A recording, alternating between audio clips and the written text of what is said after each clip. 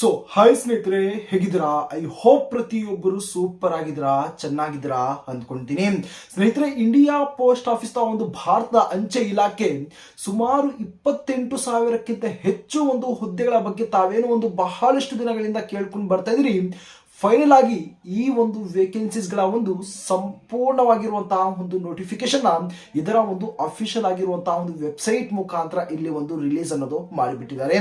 ಹೌದು, ಈ ನೋಟಿಫಿಕೇಶನ್ಗೆ ಸಂಬಂಧಪಟ್ಟಂತಹ ಎ ಟು ಝೆಡ್ ಸಂಪೂರ್ಣವಾಗಿರುವಂತಹ ಮಾಹಿತಿಯನ್ನು ಇಲ್ಲಿ ನಾನು ಶೇರ್ ಅನ್ನ ಮಾಡಿಬಿಡ್ತೀನಿ. ಮೊದಲನೇದಾಗಿ ಅಪ್ಲಿಕೇಶನ್ ಹಾಕುವಂತಹ ಸಂದರ್ಭದಲ್ಲಿ ತಾವು ಯಾವುದೆಲ್ಲ ಇನ್ಸ್ಟ್ರಕ್ಷನ್ಸ್ ಅನ್ನ ತಾವು ಫಾಲೋ ಅನ್ನ ಮಾಡಬೇಕಾಗಿರುತ್ತೆ. ಮಲ್ಟಿಪಲ್ ಆಗಿರುವಂತಹ ಡಿವಿಷನ್ಗೆ ಅಪ್ಲಿಕೇಶನ್ ಹಾಕಬಹುದಾ, ಹಾಕಕ್ಕಾಗಲ್ಲ ಎಂಬುದರ ಬಗ್ಗೆ ಇಲ್ಲಿ ಡೀಟೇಲ್ಸ್ ಅನ್ನ ಕೊಡ್ತೀನಿ.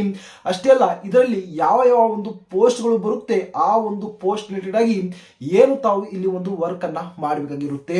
ಇಲ್ಲಿ ಪೋಸ್ಟ್ ವೈಸ್ ಎಷ್ಟೆಷ್ಟು ಸ್ಯಾಲರಿ ಸಿಗುತ್ತೆ, ಇದರಲ್ಲಿ ಯಾವ ಪೋಸ್ಟ್ ಗೆ ಜಾಯಿನಿಂಗ್ ಅನ್ನ ಪಡ್ಕೊಂಡ್ರೆ ಒಳ್ಳೆಯ ಸ್ಯಾಲರಿ ತಾವು ಇಲ್ಲಿಂದ ತಾವು ಪಡ್ಕೋಬಹುದು. ತಾವು ಇಂಪಾರ್ಟೆಂಟ್ಸ್ ಆಗಿರುವಂತಹ ಯಾವುದೆಲ್ಲ ಡಾಕ್ಯುಮೆಂಟ್ಸ್ ಅನ್ನ ತಾವು ಇಲ್ಲಿ ರೆಡಿಯನ್ನ ಮಾಡ್ಕೋಬೇಕು. ಹಾಗೆಯೇ ಇದರ ಫಸ್ಟ್ ಮೆರಿಟ್ ಲಿಸ್ಟ್ ನ ರಿಸಲ್ಟ್ಸ್ ಅನ್ನ ಯಾವಾಗ ರಿಲೀಸ್ ಅನ್ನ ಮಾಡ್ತಾರೆ.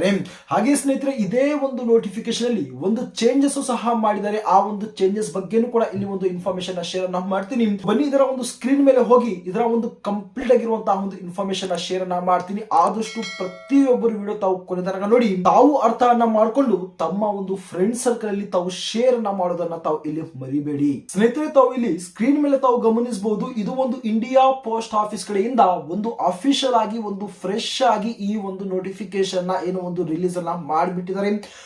ಈ ನೋಟಿಫಿಕೇಶನ್ ತಾವು ಯಾವ ರೀತಿ ಡೌನ್ಲೋಡ್ ಅನ್ನ ಮಾಡ್ಕೋಬೇಕು ಎಂಬುದರ ಬಗ್ಗೆನೂ ಕೂಡ ಇಲ್ಲಿ ಹೇಳ್ತೀನಿ.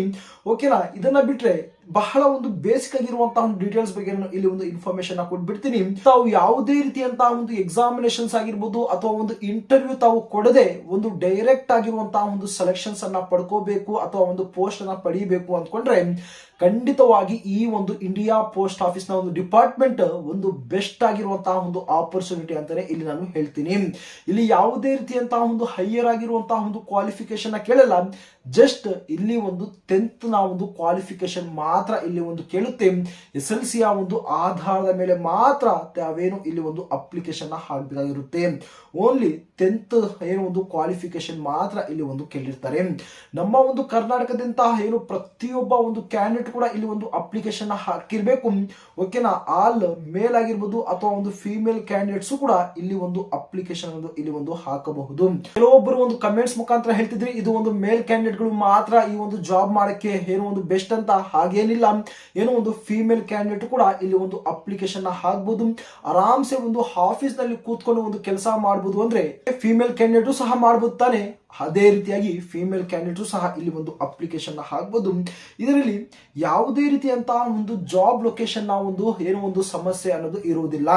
ಮ್ಯಾಕ್ಸಿಮಮ್ ಆಗಿ ಇದು ರೂರಲ್ ಏರಿಯಾಸ್ ನಲ್ಲಿ ಇಲ್ಲಿ ಏನು 90% ಏನು ಟಾರ್ಗೆಟ್ ಅನ್ನ ಕೊಡ್ತಾರೆ. ಏನು ರೂರಲ್ ಏರಿಯಾಸ್ ಅಲ್ಲಿ ಕೆಲಸವನ್ನ ಮಾಡಕ್ಕೆ, ಅಂದ್ರೆ ನಿಮ್ಮ ಸ್ವಂತ ಊರಲ್ಲಾಗಿರ್ಬೋದು, ನಿಮ್ಮ ಊರಿನ ಪಕ್ಕದಲ್ಲಾಗಿರ್ಬೋದು, ಓಕೆ, ನಿಮ್ಮ ನಿಯರೆಸ್ಟ್ ಆಗಿರುವಂತಹ ಲೊಕೇಶನ್ಸ್ ನಲ್ಲಿ ಈ ಜಾಬ್ ಅನ್ನ ಮಾಡೋದಕ್ಕೆ ಅವಕಾಶವನ್ನು ಮಾಡಿಕೊಟ್ಟಿರ್ತಾರೆ. ಓಕೆನಾ? ತಾವು ಬರೋದಕ್ಕಾಗಿರ್ಬೋದು, ಹೋಗೋದಕ್ಕಾಗಿ ಈಸಿ ವೇನಲ್ಲಿ ತಾವು ಟ್ರಾವೆಲಿಂಗ್ ಸಹ ಇಲ್ಲಿ ತಾವು ಮಾಡ್ಕೋಬಹುದು. ಸಪೋಸ್ ತಾವೇನಾದ್ರೂ ನಿಮ್ಮ ನಿಯರೆಸ್ಟ್ ಆಗಿರುವಂತಹ ಲೊಕೇಶನ್ಸ್ ಅನ್ನ ಬಿಟ್ಟು ಬಹಳ ದೂರ ತಾವು ಅಪ್ಲೈ ಮಾಡಿದಿರಾ ಅನ್ಕೊಳ್ಳಿ, ಅಲ್ಲಿ ಸೆಲೆಕ್ಷನ್ ಆಗಿದಿರಾ ಅನ್ಕೊಳ್ಳಿ, ಬಟ್ ತಾವು ಹೋಗೋದಕ್ಕೂ ಬರೋದಕ್ಕೂ ಟ್ರಾವೆಲಿಂಗ್ ನ ಎಕ್ಸ್ಪೆನ್ಸಸ್ ತಾವು ಜಾಸ್ತಿ ಆಗುತ್ತೆ.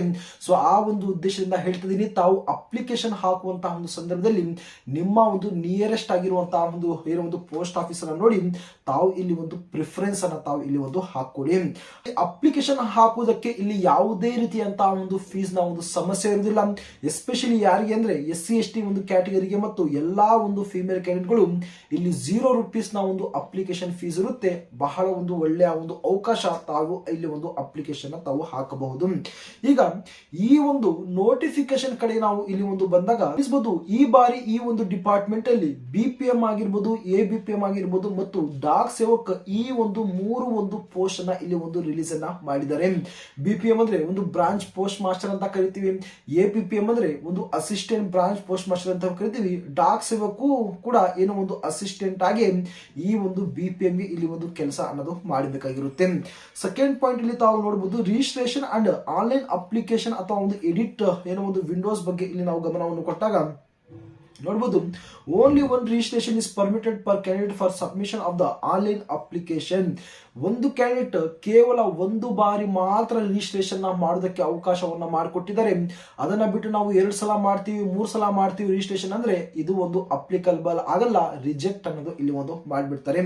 ಗಮನಿಸಬಹುದು, multiple or duplicate registration applications are strictly prohibited, cancel ಅನ್ನ ಮಾಡಿದರೆ. If it any stage before or after engagement, ಓಕೆನಾ, it is found that the candidate has submitted duplicate or multiple application, such a candidate, ನೋಡಬಹುದು, the candidate shall be cancelled or appropriate action will be initiate under GDS ಅಂತ ಕೂಡ ಇಲ್ಲಿ ಒಂದು ಹೇಳಿರುತ್ತದೆ. ಏನಾದ್ರೂ ತಾವು multiple ಆಗಿರುವಂತಹ ಒಂದು ರಿಜಿಸ್ಟ್ರೇಷನ್ ಮಾಡಿ ತಾವೇನಾದ್ರೂ ಒಂದು ಸೆಲೆಕ್ಷನ್ಸ್ ಅನ್ನ ಪಡ್ಕೊಂಡ್ರೆ, ತಾವೇನಾದ್ರೂ ಸಿಕ್ಕಾಕೊಂಡ್ರೆ ತಮ್ಮ ಒಂದು ಅಪ್ಲಿಕೇಶನ್ ರಿಜೆಕ್ಟ್ ಅನ್ನ ಮಾಡ್ತಾರೆ. ಇದು ಒಂದು ಫಸ್ಟ್ ಆಫ್ ಆಲ್. ಸೆಕೆಂಡ್ ಆಗಿ ಅಂಡರ್ GDS ನ ಒಂದು ರೂಲ್ಸ್ ನಲ್ಲಿ ತಮಗೆ ಒಂದು ಸ್ಟ್ರಿಕ್ಟ್ ಆಗಿ ಒಂದು ಆಕ್ಷನ್ ಕೂಡ ಇಲ್ಲಿ ಒಂದು ತಗೊಳ್ಳುವಂತಹ ಒಂದು ಅವಶ್ಯಕತೆ ಇದೆ. ಏನಕ್ಕಂದ್ರೆ ಒಂದು ಕಾಂಪಿಟೇಷನ್ ಜಾಸ್ತಿ ಇರುತ್ತೆ ಸ್ನೇಹಿತರೆ. ಆ ಒಂದು ಸಂದರ್ಭದಲ್ಲಿ ಡೂಪ್ಲಿಕೇಟ್ ಮಾಡೋದಕ್ಕೆ ಬಹಳಷ್ಟು ಜನ ಹೋಗ್ತಾರೆ. ಬಟ್ ಸಿಕ್ಕಾಕೊಂಡ್ರೆ ಅಂತೂ ಒಂದು ಸ್ಟ್ರಿಕ್ಟ್ ಆಗಿರುವಂತಹ ಒಂದು ಆಕ್ಷನ್ ಅನ್ನ ತಮ್ಮ ಮೇಲೆ ಒಂದು ತಗೊಳ್ತಾರೆ. ಆ ಒಂದು ಉದ್ದೇಶದಿಂದ ತಾವೇನೋ ಒಂದು ರಿಜಿಸ್ಟ್ರೇಷನ್ ಮಾಡ್ತೀರಾ, ಕೇವಲ ಒಂದು ಸಲ ತಾವು ರಿಜಿಸ್ಟ್ರೇಷನ್ ತಾವು ಇಲ್ಲಿ ಒಂದು ಮಾಡ್ಕೋಬಹುದು. Candidates are not required to attach, upload any documents along with the application form. However, they must upload the recent photograph and signature ಅಂತ ಹೇಳಿದ್ದಾರೆ. ತಾವು ಅಪ್ಲಿಕೇಶನ್ ಹಾಕುವಂತಹ ಒಂದು ಸಂದರ್ಭದಲ್ಲಿ ಬೇರೆ ಯಾವುದೇ ರೀತಿಯಂತಹ ಒಂದು ಡಾಕ್ಯುಮೆಂಟ್ಸ್ ಅನ್ನು ತಾವು ಅಪ್ಲೋಡ್ ಮಾಡುವಂತಹ ಒಂದು ಅವಶ್ಯಕತೆ ಇಲ್ಲ. ಜಸ್ಟ್ ತಾವು ಅಪ್ಲೋಡ್ ಮಾಡಬೇಕಾಗಿರುತ್ತಂದು ತಮ್ಮ ಒಂದು ರೀಸೆಂಟ್ ಆಗಿರುವಂತಹ ನಿಮ್ಮ ಒಂದು ಪಾಸ್ಪೋರ್ಟ್ ಸೈಜ್ ಫೋಟೋ, ಹಾಗೆ ತಮ್ಮ ಒಂದು ಸಿಗ್ನೇಚರ್ ಅನ್ನ ತಾವು ಇಲ್ಲಿ ಕೇವಲ ಅಪ್ಲೋಡ್ ಅನ್ನೋದು ಮಾಡಬೇಕಾಗಿರುತ್ತೆ. ಇದನ್ನ ಬಿಟ್ರೆ ಏನೋ ಒಂದು ಮಾರ್ಕ್ಸ್ ಕಾರ್ಡ್ ಆಗಿರ್ಬೋದು, ಇನ್ನಿತರ ಒಂದು ಕ್ಯಾಸ್ಟ್ ಇನ್ಕಮ್, ಆಧಾರ್, ಪಾನ್, ಬೇರೆ ಯಾವುದೇ ರೀತಿಯಂತಹ ಒಂದು ಡಾಕ್ಯುಮೆಂಟ್ಸ್ ಅನ್ನ ತಾವು ಇಲ್ಲಿ ಒಂದು ಅಪ್ಲೋಡ್ ಮಾಡುವಂತಹ ಒಂದು ಅವಶ್ಯಕತೆ ಇಲ್ಲ. ಇಲ್ಲಿ online one time registration OTR registration ಮಾಡ್ಕೊಳ್ಳೋದಕ್ಕೆ 31/1/2026 ಇದರ ಒಂದು ಸ್ಟಾರ್ಟಿಂಗ್ ಡೇಟ್ ಆಗಿರುತ್ತೆ. ಇದರ ಒಂದು ಲಾಸ್ಟ್ ಡೇಟ್ ಬಗ್ಗೆ ಮಾತಾಡಕ್ ಹೋದ್ರೆ 14/2/2026 ಇದು ಒಂದು ರಿಜಿಸ್ಟ್ರೇಷನ್ ಮಾಡ್ಕೊಳ್ಳೋದಕ್ಕೆ ಒಂದು ಡೇಟ್ ಅನ್ನ ಅನೌನ್ಸ್ಮೆಂಟ್ ಅನ್ನ ಮಾಡಿದ್ದಾರೆ. ರಿಜಿಸ್ಟ್ರೇಷನ್ ಮಾಡ್ಕೊಂಡಿದ ನಂತರ ತಾವೇನಾದ್ರೂ ಒಂದು ಆನ್ಲೈನ್ ಮುಖಾಂತರ ಅಪ್ಲಿಕೇಶನ್ ಹಾಕಬೇಕು ಮತ್ತು ಫೀಸ್ ಪೇಮೆಂಟ್ ಅನ್ನ ಮಾಡಬೇಕು ಅಂದ್ರೆ ಇದೇ ತಿಂಗಳು 2/2/2026 ಇಂದ ಹಿಡಿದು 16/2/2026 ಇದರ ಒಂದು ಫೈನಲ್ ಆಗಿರುವಂತಹ ಒಂದು ಡೇಟ್ ಅನ್ನ ಅನೌನ್ಸ್ಮೆಂಟ್ ಅನ್ನ ಮಾಡಿಬಿಟ್ಟಿದ್ದಾರೆ. ಒಂದು ಚೇಂಜಸ್ ಅಂತ ಹೇಳಿದ್ದೆ, ಇದರಲ್ಲೇ ಇಲ್ಲಿ ಒಂದು ಚೇಂಜಸ್ ಅನ್ನ ಮಾಡಿದ್ದಾರೆ. ಓಕೆನಾ, ಖಂಡಿತವಾಗಿ ಅದರ ಬಗ್ಗೆ ನಾನು ತಿಳಿಸ್ತೀನಿ. ಮುಂಚೆ ಕೆಲವೊಂದು ಇಂಪಾರ್ಟೆಂಟ್ ಆಗಿರುವಂತಹ ಒಂದು ಮಾಹಿತಿನ ತಾವು ತಿಳ್ಕೊಳ್ಳಿ. Correction in registration application form including payment of the online fees. ಏನಾದ್ರೂ ತಾವು ಅಪ್ಲಿಕೇಶನ್ ಹಾಕುವಂತಹ ಒಂದು ಸಂದರ್ಭದಲ್ಲಿ ಸಣ್ಣ ಪುಟ್ಟ ತಪ್ಪು ಮಾಡಿದ್ರೆ ಅದನ್ನ ತಾವು ಎಡಿಟ್ ಅನ್ನ ಮಾಡ್ಕೊಳ್ಳೋದಕ್ಕೆ 18ರಿಂದ 19 ಏನೋ ಒಂದು ಕೇವಲ 2 ದಿನ ಮಾತ್ರ ಇಲ್ಲಿ ಒಂದು ಎಡಿಟ್ ಮಾಡೋದಕ್ಕೆ ಅವಕಾಶವನ್ನು ಮಾಡಿಕೊಟ್ಟಿದ್ದಾರೆ. ತಾವು ಎಡಿಟ್ ಅನ್ನ ಮಾಡ್ಕೋಬಹುದು. ಬಟ್ ನಾವಿಲ್ಲಿ ಕೇವಲ ಕೆಲವೊಂದು ಫೀಲ್ಡ್ಸ್ ಅನ್ನ ಮಾತ್ರ ಇಲ್ಲಿ ಒಂದು ಎಡಿಟ್ ಮಾಡೋಕ್ಕೆ ಒಂದು ಅವಕಾಶವನ್ನ ಮಾಡಿಕೊಟ್ಟಿರ್ತಾರೆ. ಪೂರ್ತಿಯ ತಾವು ಏನೋ ಒಂದು ಎಡಿಟ್ ಅನ್ನ ಮಾಡ್ಕೊಳ್ಳೋದಕ್ಕೆ ಅವಕಾಶವನ್ನು ಮಾಡಿಕೊಡುವುದಿಲ್ಲ. ಓಕೆನಾ, ಈಗ ಒಂದು ಪೋಸ್ಟ್ ವೈಸ್ ಇಲ್ಲಿ ಒಂದು ತಮ್ಮ ಒಂದು ಜಾಬ್ ಪ್ರೊಫೈಲ್ ಬಗ್ಗೆ ಇಲ್ಲಿ ಒಂದು ಗಮನವನ್ನು ಕೊಟ್ಟಾಗ, ಮೊದಲನೇದಾಗಿ ಬ್ರಾಂಚ್ ಪೋಸ್ಟ್ ಮಾಸ್ಟರ್ ಅಥವಾ ಒಂದು BPM ಅಂತ ನಾವು ಇಲ್ಲಿ ಒಂದು ಕರಿತೀವಿ.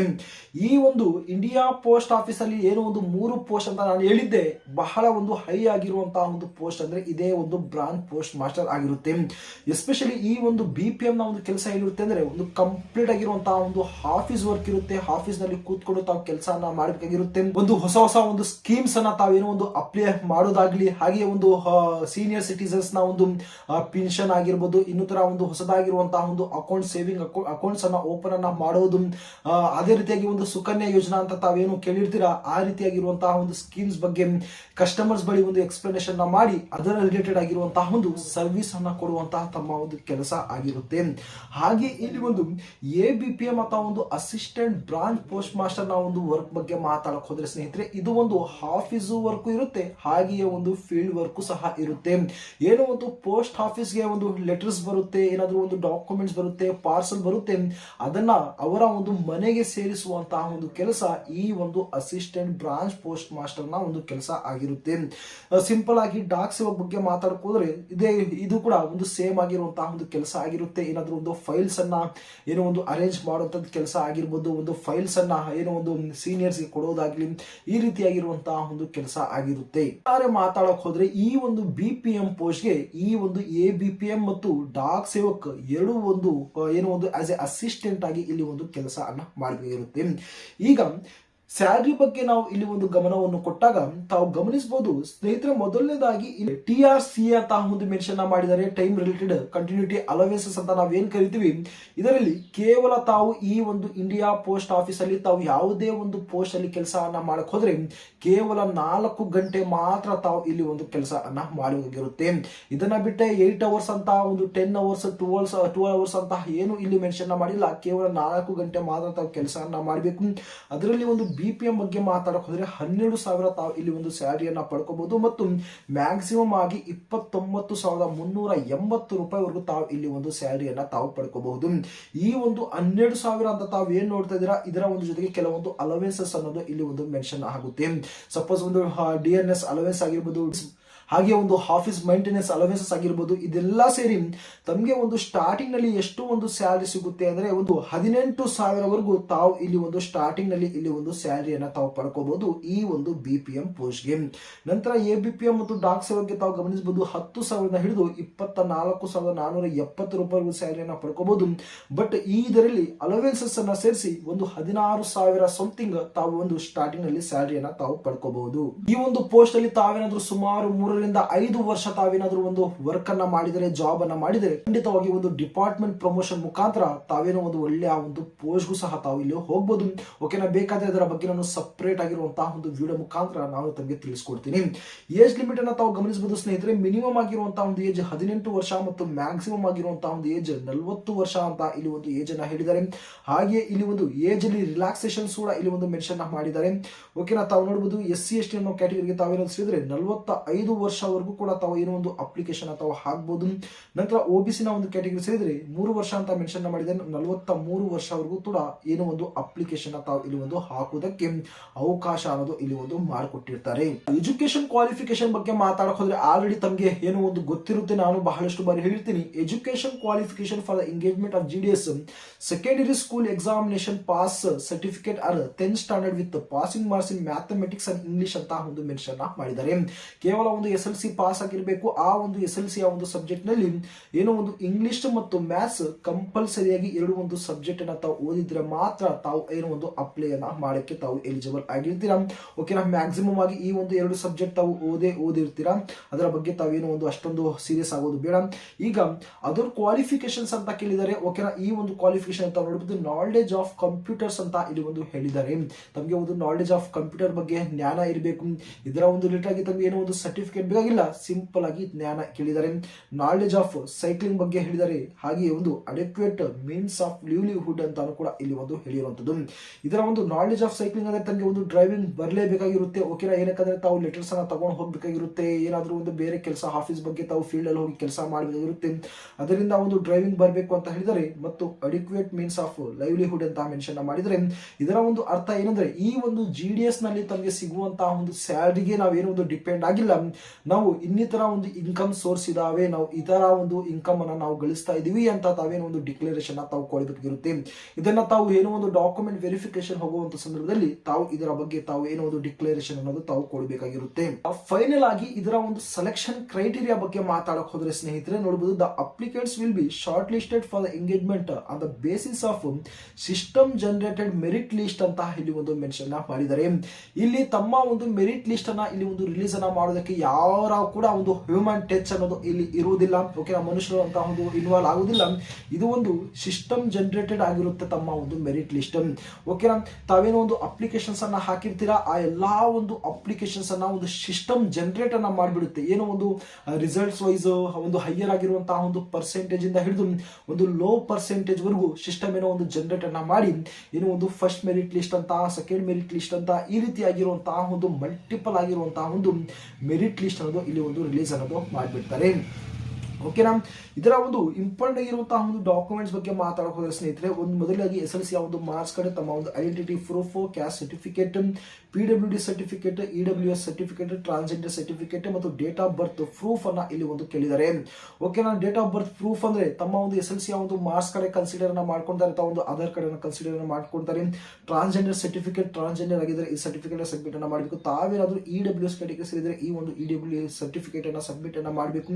PW DB ಒಂದು ಸರ್ಟಿಫಿಕೇಟ್ ಸಬ್ಮಿಟ್ ಮಾಡಬೇಕು. ಕ್ಯಾಸ್ಟ್ ಸರ್ಟಿಫಿಕೇಟ್ ತಾವೇನಾದರೂ SC ST ಆಗಿರ್ಬೋದು ಅಥವಾ ಒಂದು OBC ಆಗಿರ್ಬೋದು, ಈ ರೀತಿಯಾಗಿರುವಂತಹ ಒಂದು ಸರ್ಟಿಫಿಕೇಟ್ ಸಬ್ಮಿಟ್ ಅನ್ನ ಮಾಡಬೇಕು. ಐಡೆಂಟಿಟಿ ಪ್ರೂಫ್ ಅಂದ್ರೆ ತಮ್ಮ ಒಂದು ಆಧಾರ್ ಆಗಿರ್ಬೋದು, ಪಾನ್ ಆಗಿರ್ಬೋದು, ಪಾನ್ ಆಗಿರ್ಬೋದು, ಇದರಲ್ಲಿ ಒಂದಾದರೂ ತಾವು ಸಬ್ಮಿಟ್ ಅನ್ನ ಮಾಡಬೇಕಾಗಿರುತ್ತೆ. ನಂತರ ಇಲ್ಲಿ ಒಂದು ಮೆಡಿಕಲ್ ಸರ್ಟಿಫಿಕೇಟ್ ಅನ್ನ ತಾವು ಇಲ್ಲಿ ಒಂದು ಸಬ್ಮಿಟ್ ಅನ್ನ ಮಾಡಬೇಕಾಗಿರುತ್ತೆ ಸ್ನೇಹಿತರೆ. ತಮ್ಮ ಒಂದು ನಿಯರೆಸ್ಟ್ ಆಗಿರುವಂತಹ ಒಂದು ಗವರ್ನಮೆಂಟ್ ಹಾಸ್ಪಿಟಲ್ಗೆ ತಾವು ವಿಸಿಟ್ ಅನ್ನ ಮಾಡಿ ಅಲ್ಲಿ ಡಾಕ್ಟರ್ ಬಳಿ ತಾವು ಮಾತಾಡಿ, ಈ ರೀತಿಯಾಗಿ ನಾವು GDS ನಲ್ಲಿ ನಾವು ಅಪ್ಲಿಕೇಶನ್ ಹಾಕಿದೀವಿ, ನಮ್ಮ ಒಂದು ಸೆಲೆಕ್ಷನ್ ಆಗಿದೆ, ಡಾಕ್ಯುಮೆಂಟ್ ವೆರಿಫಿಕೇಶನ್ ಅಲ್ಲಿ ಈ ಒಂದು ಮೆಡಿಕಲ್ ಸರ್ಟಿಫಿಕೇಟ್ ಕೇಳ್ತಿದ್ದಾರೆ, ನಮಗೆ ಒಂದು ಮೆಡಿಕಲ್ ಸರ್ಟಿಫಿಕೇಟ್ ಮಾಡ್ಕೊಡಿ ಅಂದ್ರೆ ಖಂಡಿತವಾಗಿ ಅವರು ಒಂದು ಮಾಡ್ಕೊಡ್ತಾರೆ. ಈ ಒಂದು ಮೆಡಿಕಲ್ ಸರ್ಟಿಫಿಕೇಟ್ ಕೂಡ ತಾವು ರೆಡಿಯನ್ನ ಮಾಡ್ಕೊಂಡ್ಬಿಡಿ. ತಮ್ಮ ಒಂದು ಬೇಸಿಕ್ ಆಗಿರುವಂತಹ ಒಂದು ಡೀಟೇಲ್ಸ್ ಆದ್ರೆ ಸ್ನೇಹಿತರೆ, ತಾವು ಇಲ್ಲಿ ಗಮನಿಸಬಹುದು ಒಂದು ಡೇಟ್ ಅನ್ನ ಮೆನ್ಷನ್ ಮಾಡಿದ್ದಾರೆ 30/6/2026 ಅಂತ. ಈ ಒಂದು ಡೇಟ್ ನ ನೋಡುದು ನೋ for the list of the short list candidate will be issued after 30/6/2026 ಅಂತ ಒಂದು ಮೆನ್ಷನ್ ಮಾಡಿದ್ದಾರೆ. ತಮ್ಮ ಒಂದು ಮೆರಿಟ್ ಲಿಸ್ಟ್ ಅನ್ನ ಯಾವಾಗ ಕ್ಲೋಸ್ ಅನ್ನ ಮಾಡ್ತಾರೆ ಅಂದ್ರೆ 30/6/2026 ವರೆಗೂ ಏನು ಒಂದು ಮೆರಿಟ್ ಲಿಸ್ಟ್ ಅನ್ನೋದು ಇಲ್ಲಿ ಒಂದು ಕ್ಲೋಸ್ ಅನ್ನ ಮಾಡ್ತಾರೆ. ಅಂದ್ರೆ ಈ ಒಂದು ಡೇಟ್ ನ ಒಂದು ಒಳಗಡೆ ಏನು ಒಂದು ಮೆರಿಟ್ ಲಿಸ್ಟ್ ಗಳನ್ನ ರಿಲೀಸ್ ಅನ್ನ ಮಾಡ್ಕೊಂಡು ಹೋಗ್ತಾ ಇರ್ತಾರೆ. ಜೂನ್ 30ನೇ ತಾರೀಕು ಏನು ಒಂದು ಮಲ್ಟಿಪಲ್ ಆಗಿರುವಂತಹ ಒಂದು ಮೆರಿಟ್ ಲಿಸ್ಟ್ ಗಳನ್ನ ಇಲ್ಲಿ ಒಂದು ರಿಲೀಸ್ ಅನ್ನ ಮಾಡ್ಕೊಂಡು ಹೋಗ್ತಾ ಇರ್ತಾರೆ. ಸಪೋಸ್ ತಮ್ಮ ಒಂದು ಮೆರಿಟ್ ಲಿಸ್ಟ್ ಅನ್ನ ಇಲ್ಲಿ ಯಾವಾಗ ರಿಲೀಸ್ ಅನ್ನ ಮಾಡ್ತಾರೆ ಎಂಬುದರ ಬಗ್ಗೆ ಇಲ್ಲಿ ತಮಗೆ ಒಂದು ಕ್ಲಾರಿಟಿ ಅನ್ನೋದು ಇಲ್ಲಿ ಒಂದು ಕೊಡ್ಬಿಡ್ತೀನಿ. ಏನು ಒಂದು ಅಪ್ಲಿಕೇಶನ್ ಹಾಕುವಂತಹ ಒಂದು ಲಾಸ್ಟ್ ಡೇಟ್ 16ನೇ ತಾರೀಕು ಆದ್ರೆ ಈ ಒಂದು 16ನೇ ತಾರೀಕಿಂದ ಹಿಡಿದು 15 ದಿನದ ಆಮೇಲೆ ತಮ್ಮ ಒಂದು ಫಸ್ಟ್ ಮೆರಿಟ್ ಲಿಸ್ಟ್ ಅನ್ನೋದು ಇಲ್ಲಿ ಒಂದು ರಿಲೀಸ್ ಅನ್ನ ಮಾಡ್ತಾರೆ. ಮಾರ್ಚ್ ಅಲ್ಲಿ ತಾವೇನೋ ಒಂದು ಫಸ್ಟ್ ಮೆರಿಟ್ ಲಿಸ್ಟ್ ತಾವು ನೋಡ್ತೀರಾ. ನಂತರ ಒಂದು ಸೆಕೆಂಡ್ ಮೆರಿಟ್ ಲಿಸ್ಟ್ ಆಗಿರ್ಬೋದು, ಥರ್ಡ್ ಆಗಿರ್ಬೋದು, ಫೋರ್ತ್ ಆಗಿರ್ಬೋದು, ಫಿಫ್ತ್ ಆಗಿರ್ಬೋದು, ಈ ರೀತಿಯಾಗಿರುವಂತಹ ಒಂದು ಮೆರಿಟ್ ಲಿಸ್ಟ್ ಅನ್ನ ರಿಲೀಸ್ ಅನ್ನ ಮಾಡ್ಕೊಂಡು ಹೋಗ್ತಾ ಇರ್ತಾರೆ. ಸಪೋಸ್ ತಾವೇನಾದ್ರು ಫಸ್ಟ್ ಮೆರಿಟ್ ಲಿಸ್ಟ್ ಅಲ್ಲಿ ಸೆಲೆಕ್ಷನ್ ಆಗಿಲ್ಲ, ಸೆಕೆಂಡ್ ಮೆರಿಟ್ ಲಿಸ್ಟ್ ನ ತಾವು ಚೆಕ್ಔಟ್ ಅನ್ನ ಮಾಡಿ, ಥರ್ಡ್ ಮೆರಿಟ್ ಲಿಸ್ಟ್ ನ ಚೆಕ್ಔಟ್ ಅನ್ನ ಮಾಡಿ, ಫೋರ್ತ್ ಮೆರಿಟ್ ಲಿಸ್ಟ್ ನ ತಾವು ಚೆಕ್ಔಟ್ ಅನ್ನ ಮಾಡಿ, ಒಂದಲ್ಲ ಒಂದು ಮೆರಿಟ್ ಲಿಸ್ಟ್ ಅಲ್ಲಿ ತಮ್ಮ ಒಂದು ಏನೋ ಒಂದು ಪರ್ಸೆಂಟೇಜ್ ಚೆನ್ನಾಗಿದ್ರೆ ತಮ್ಮ ಒಂದು ನೇಮ್ ಮೆನ್ಷನ್ ಆಗಿರುತ್ತೆ, ತಾವು ಸೆಲೆಕ್ಷನ್ಸ್ ಖಂಡಿತವಾಗಿ ಈ ಬಾರಿ ಆಗ್ತೀರಾ. ಸ್ನೇಹಿತರೆ, ಈ ಒಂದು ನೋಟಿಫಿಕೇಶನ್ ಅಲ್ಲಿ ಮೆನ್ಷನ್ ಮಾಡಿರುವಂತಹ ಒಂದು ಕಂಪ್ಲೀಟ್ ಆಗಿರುವಂತಹ ಒಂದು ಡೀಟೇಲ್ಸ್ ಆದ್ರೆ ಈಗ ಒಂದು ಸ್ಮಾಲ್ ಚೇಂಜಸ್ ಅಂತ ನಾನು ಹೇಳಿದ್ದೆ ನೋಡಬಹುದು. ಈ ಒಂದು ಚೇಂಜಸ್ ಏನಂದ್ರೆ ಎಡಿಟ್ ಮತ್ತು ಕರೆಕ್ಷನ್ ಮಾಡ್ಕೊಳ್ಳೋದಕ್ಕೆ ನೋಡಬಹುದು 18ರಿಂದ 19 ಡೇಟ್ ಅಂತ ಇಲ್ಲಿ ಒಂದು ಮೆನ್ಷನ್ ಮಾಡಿದ್ದಾರೆ. ಮೊದಲು 17ರಿಂದ 18 ಅಂತ ಮೆನ್ಷನ್ ಮಾಡಿದ್ರೆ ಈಗ ಒಂದು ಡೇಟ್ ಅನ್ನ ಇಲ್ಲಿ ಒಂದು ಚೇಂಜ್ ಅನ್ನ ಮಾಡಿಬಿಟ್ಟಿದ್ದಾರೆ. ಓಕೆನಾ, ಕೇವಲ 2 ದಿನ ಮಾತ್ರ ತಮಗೆ ಒಂದು ಅವಕಾಶವನ್ನು ಮಾಡಿಕೊಟ್ಟಿರ್ತಾರೆ ಎಡಿಟ್ ಅನ್ನ ಮಾಡ್ಕೊಳ್ಳೋದಕ್ಕೆ. ಇದರ ಒಂದು ಒಳಗಡೆ ತಾವು ಎಡಿಟ್ ಮತ್ತು ಕರೆಕ್ಷನ್ ತಾವು ಮಾಡ್ಕೋಬೇಕಾಗಿರುತ್ತೆ. ಐ ಹೋಪ್ ಈ ಒಂದು ನೋಟಿಫಿಕೇಶನ್ ಗೆ ಸಂಬಂಧಪಟ್ಟಂತಹ ಒಂದು ಕಂಪ್ಲೀಟ್ ಆಗಿರುವಂತಹ ಒಂದು ಇನ್ಫಾರ್ಮೇಶನ್ ತಮಗೆ ಸಿಕ್ಕಿದೆ ಅನ್ಕೊಂತೀನಿ. ಇದರ ಒಂದು ರಿಲೇಟೆಡ್ ಆಗಿ ತಮಗೆ ಏನೇ ಒಂದು ಡೌಟ್ ಇದ್ರೂ ಕೂಡ ದಯವಿಟ್ಟು ತಾವು ಕಮೆಂಟ್ ಮುಖಾಂತರ ತಿಳಿಸಬಹುದು. ಅಷ್ಟೇ ಅಲ್ಲ, ನಮ್ಮ ಒಂದು ಅಫಿಷಿಯಲ್ ಆಗಿರುವಂತಹ ಒಂದು ಟೆಲಿಗ್ರಾಮ್ ಚಾನಲ್ ಇದೆ, ಅಲ್ಲಿ ಪ್ರತಿಯೊಬ್ಬರು ಜಾಯಿನ್ ಆಗಿ ಅಲ್ಲಿ ಕೂಡ ಇಂಪಾರ್ಟೆಂಟ್ ಆಗಿರುವಂತಹ ಒಂದು ಇನ್ಫಾರ್ಮೇಶನ್ ನಾನು ಶೇರ್ ಅನ್ನ ಮಾಡ್ತಾ ಇರ್ತೀನಿ.